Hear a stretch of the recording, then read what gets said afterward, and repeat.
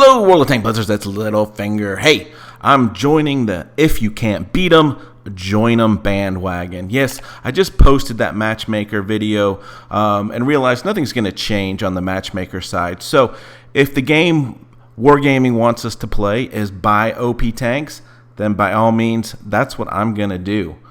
I hope you guys know I'm just kidding about that, but I am a collector of the tanks, and rumor on the street is this WZ-120-1-FT is the most OP tank at tier 8.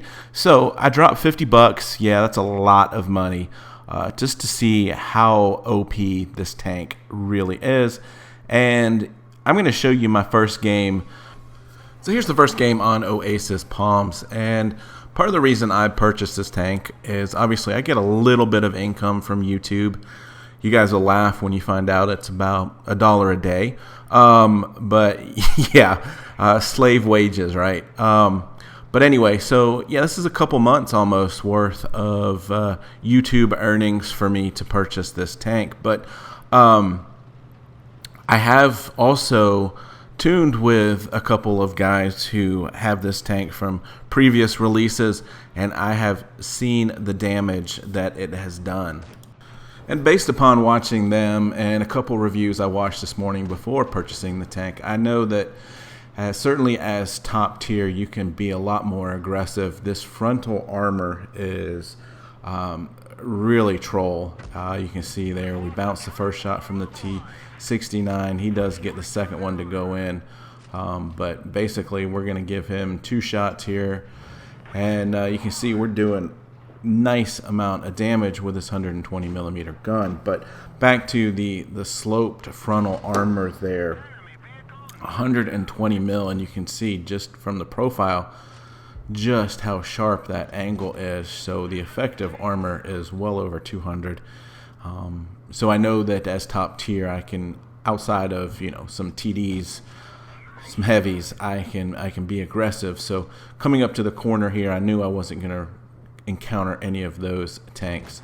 And yeah, we're already at to 1,500, 2 kills, and like I said, this was my very first game playing this tank. Now the next thing you'll notice here, great mobility. It's got 50 kilometers per top speed, and if you look at this, the soft stats on it, they are just about the best in the class as far as power to weight ratios, your train resistance, and things like that. So again, it makes it a great frontline brawler against these lower tier tanks.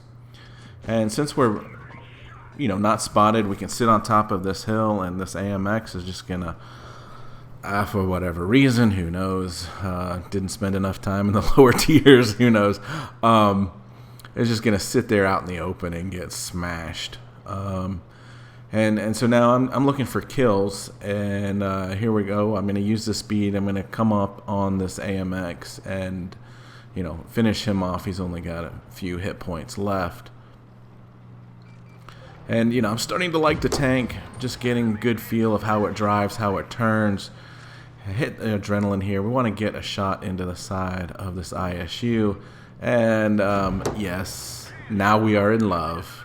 Ammo rack, 1,075 damage. You can see we're already over 3K on our first game, and we've got one more tank to farm a little bit of damage from.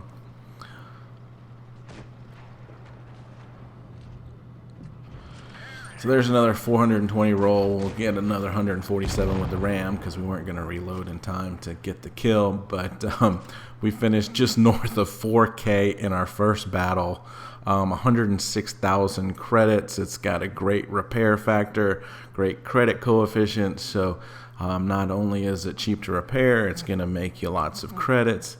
So I hope all my games are as successful as this one. I doubt they will be, of course. But yeah, it looks to be an overpowered tank. I'll give you some impressions, maybe do a full tank review a little bit later after I've played more than just one game in it. But for now, it's a very short sale. I think it's only got a day left.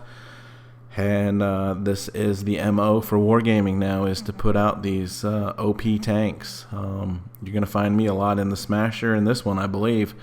But hey, we're out here having fun, and that's the name of the game, right? So, as always, guys, stay safe, get educated, not fingered. Littlefinger out.